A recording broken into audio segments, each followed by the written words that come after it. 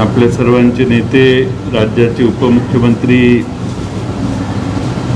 आदरणीय अजितदादा, आपले जिल्ह्याचे पालकमंत्री मुश्रीफ साहेब, आपले लाडके आमदार माननीय किरणजी लहामटे साहेब, या निमित्ताने या ठिकाणी उपस्थित असणारे माननीय अशोकराव भांगरेजी, शिवाजीराव गर्जे साहेब, घनश्याम शेलार, व्यासपीठावरील आमचे जिल्ह्याचे अध्यक्ष राष्ट्रवादीचे राजेंद्र फाळके, संदीप वरपे, सूरज चव्हाण, रविकांत वरपे, कपिल पवार, महेश तपासे, सर्वच राष्ट्रवादीत असणारे मान्यवर आणि आज ज्यांचं सातबाराच्या उतार्यावर राष्ट्रवादीवर नाव लिहिलेलं होतं ते या ठिकाणी उपस्थित असणारे गायकर साहेब, आमचे लातूर जिल्ह्यातील आमदार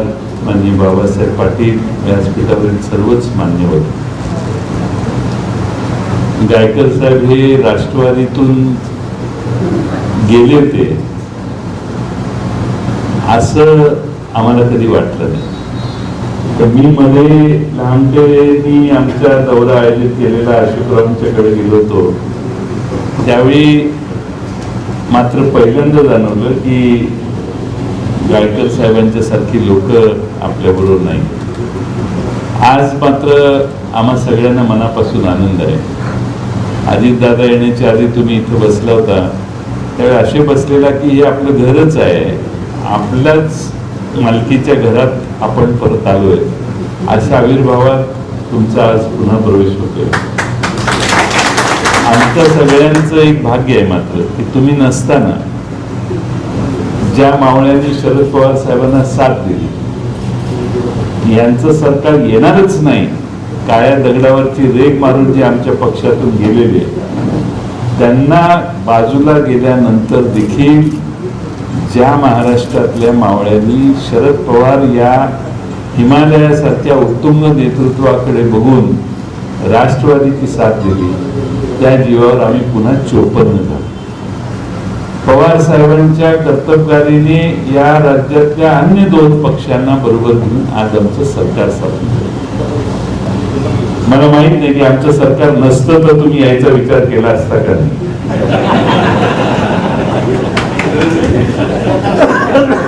कारण ह्याच इथं वर बसलेलो त्यावेळी अशी वेळ होती की कोणी थांबायला तयार नव्हतं.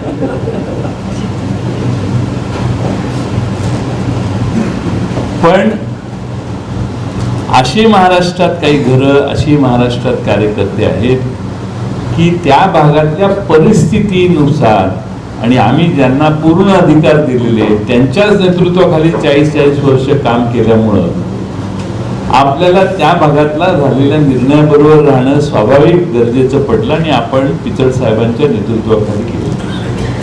आम्हाला नेहमीच हा प्रश्न पडतो की पिचड साहेबांच्या सारख्या नेतृत्वाने पक्ष का सोडला असेल. आता सोडला ही वस्तुस्थिती आहे आणि त्यामुळं आम्हाला त्या ठिकाणी नवा उमेदवार ओळखण्याची संधी देखील त्यामुळे मिळाली. आणि मला मनापासून आनंद आहे की पिचड साहेबांनी पक्ष सोडल्यानंतर अकोला मतदारसंघातल्या असंख्य कार्यकर्त्यांनी सतत पवार साहेबांना, अजितदादांना संपर्कात राहून, दादा मला म्हणायचे जयंतराव काळजी करू नका, तिथं आपण माणूस काढलेला आहे, आपली सीट 100% येणार. आणि आम्हाला विश्वास वाटायचा नाही, पण दादानी मला एकदा सांगितलं तुम्ही काळजी करू नका, अकोला सोडून पुढचं बोला, तिथं आपली व्यवस्था झालेली आहे. आणि ते किरण लहामटे डॉक्टर हे विधानसभेवर अकोला मतदारसंघाने पाठवले. आज आपणा सर्वांचा अनुभव आमच्या पक्षात पुन्हा प्रवेश करतो. मी आपणाला पक्षाचा अध्यक्ष या नात्यानं हा विश्वास देईल की आम्ही सगळे जीवाभावाने काम करणारे कार्यकर्ते, महाराष्ट्रातल्या कार्यकर्त्यांची संघटना अधिक वाढावी. आदरणीय पवार साहेबांना संपूर्ण महाराष्ट्र एका वेगळ्या नजरेने बघतो. पवार साहेबांचं नेतृत्व एवढं उत्तुंग आहे की अनेक पक्षातल्या लोकांना वेगळ्या बाहेरच्या पवार साहेबांच्या विषयी आदर आहे, आपुलकी आहे. अनेक कार्यकर्ते वेगळ्या पक्षातले आम्हाला भेटत असतात आणि म्हणतात आम्हाला साहेबांच्या नेतृत्वाखाली काम करण्याची इच्छा आहे. मधल्या काळामध्ये मी विदर्भ आणि खानदेशात जाऊन आलो. असंख्य कार्यकर्ते पक्षात येण्याची मानसिकता दाखवत आहेत, इच्छा व्यक्त करतात. हळूहळू जसं जमेल तसं वेगळ्या जिल्ह्यातली लोक पक्षात प्रवेश करतात. आम्ही हा पक्ष पुन्हा ताकदीनं उभा करायचा प्रयत्न करतोय. हा मतदारसंघ तर राष्ट्रवादीचा हक्काचा अकोले मतदारसंघ आहे. या अकोले मतदारसंघातले अनेक प्रश्न सोडवण्याचा आपलं सरकार येऊन 1.25 वर्ष झालंय. आम्ही सगळ्यांनी प्रयत्न केला. मग पश्चिम घाट वळण योजनेचा प्रश्न या भागातला आहे, ज्याचा अकोले तालुक्याला, अकोले मतदारसंघाला चांगल्या प्रमाणात फायदा होणार आहे. त्या योजनांना गती देण्याचं काम आपण केलंय. कृष्णा खोऱ्याचा जो भाग आहे तिथं साधारणपणाने बंधारे बांधायचं काम आपण मंजूर करून घेतलेलं आहे. काही बंधारे दुसरीकडच्या भागातली आता दुरुस्त करण्याचं काम आपण मंजूर करतोय. म्हणजे काही मागच्या 5 वर्षात भारतीय जनता पक्षाच्या काळात आंदोलन करून देखील जी कामं झाली नाही ती लहान आमदार झाल्यावर झाली, त्याची नोंद आपण सगळ्यांनी. कारण राष्ट्रवादी हा काम करणाऱ्या कार्यकर्त्यांचा पक्ष आहे. तुम्ही अजितदादांच्याकडे गेलं की तुमचं काम होणार असेल तर ते तात्काळ करण्याची प्रवृत्ती जी आहे ती आम्हा सगळ्या कार्यकर्त्यांची, आणि म्हणून काम करणाऱ्या कार्यकर्त्यांचा राष्ट्रवादीची तुम्हाला ओळख घालून देण्याची काही गरज नाही. तुम्हीच राष्ट्रवादी वाढवलेली आहे 40 वर्ष, मागच्या 20 वर्षात. आणि त्यामुळं आपण एका आपल्या घरात येतोय, पण आता पक्षाची अपेक्षा आणखीन उंचावले. आपलं पक्ष गायकर साहेब भक्कम होताना जिल्ह्यात देखील तुमचं योगदान महत्वाचं आहे.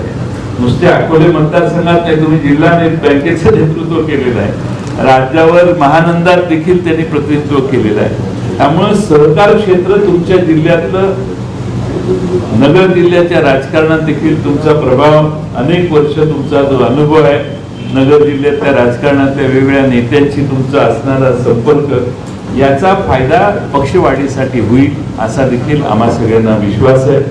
मला आणखीन एक महत्वाचा मुद्दा सांगायचा आहे की मागच्या 1.25 वर्षात आपण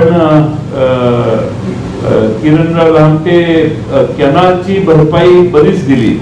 मला आठवत नाही तर किती,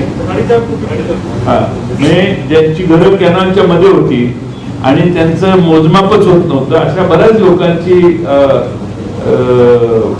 नुकसान भरपाई, घरांची असेल, पाईपलाईन कोणाच्या मोडल्या असतील त्याच्या असेल, ते छोट्या छोट्या गोष्टी देखील बऱ्याच केल्या. मी आपल्याला विश्वास देऊ इच्छितो की अकोले विधानसभा मतदारसंघातल्या विकासासाठी राष्ट्रवादी पक्ष कटिबद्ध आहेच आहे. पण नगर जिल्ह्यातही एक मोठी ताकद आम्हाला नगर जिल्ह्यानं दिलेली. नगर जिल्हा हा राष्ट्रवादी काँग्रेस पक्षाचा अतिशय महत्वाचा असा किल्ला आहे, महत्वाचा गड आहे. आणि त्यासाठी मागच्या विधानसभेत जी उत्स्फूर्तता महाराष्ट्रात अनेक जिल्ह्यात दाखवली तशी नगर जिल्ह्यात झाली. त्या नगर जिल्ह्यात आपण सगळ्यांनी प्रवेश केल्यामुळं आमची ताकद अधिक वाढते. सहकारी संस्था, साखर कारखाना आहे, अनेक संस्था ज्याचा गायकर साहेबांनी उल्लेख केला, त्या सर्वच ठिकाणी आपण चांगलं काम कराल यात माझ्या मनात शंका नाही. पण आता हा तुमच्या आयुष्यातला शेवटचा पक्ष. आता राष्ट्रवादीतच जे काय होईल, राष्ट्रवादीने अन्याय करो न करो काही होईल तरी पक्ष, कारण प्रत्येकावर अन्याय होतो, एकावरच होतोय. हे पिचड साहेबांच्यावर काय अन्याय झाला हा प्रश्न आमच्या मनात अजूनही आहे. आम्ही कधी साहेबांना विचारलं नाही. त्यांचाही वय मोठं आहे, आम्ही त्यांनाही, पिचड साहेबांनाही काही विचारू इच्छित नाही. ठीक आहे, त्यांचा मार्गाने ते गेले.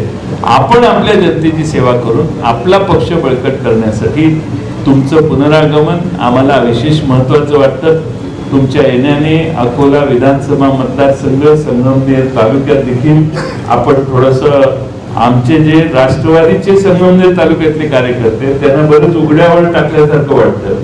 बाळासाहेब थोरात त्यांना त्रास देतात असं माझं म्हणणं नाही, पण त्यांच्याकडे बघण्याचं काम देखील आपण सगळ्यांनी तेवढ्याच आपुलकीनं, जिव्हाळ्यानं केलं पाहिजे. कारण पक्ष म्हणून शरद पवार साहेबांच्या आणि राष्ट्रवादीच्या नावानं जे कार्यकर्ते प्रत्येक मतदारसंघात काम करत आहेत त्यांना देखील तेवढेच प्रामाणिक, जिव्हाळ्याने वागवण्याची आवश्यकता आहे.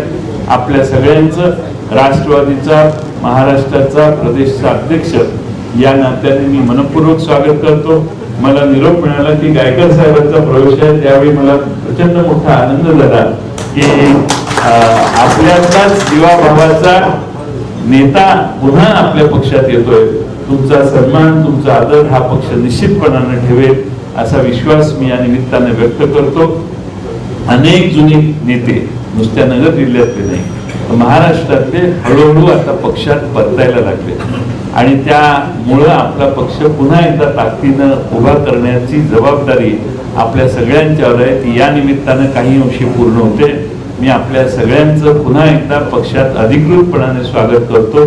आदरणीय अजितदादांचं मार्गदर्शन आपल्याला या ठिकाणी आता होईल आणि त्यानंतर सर्वांचा पक्ष प्रवेशाचा कार्यक्रम याच ठिकाणी होईल. आपण फक्त कोविडची मर्यादा म्हणून नियमाचा भंग न करता हा कार्यक्रम ठेवतोय. गायकर साहेब म्हटले 200 माणसं आलेली आहेत, ती बाहेर सगळी उभी आहेत. या ठिकाणी 50 पेक्षा कमी माणसं आत आलेली आहेत.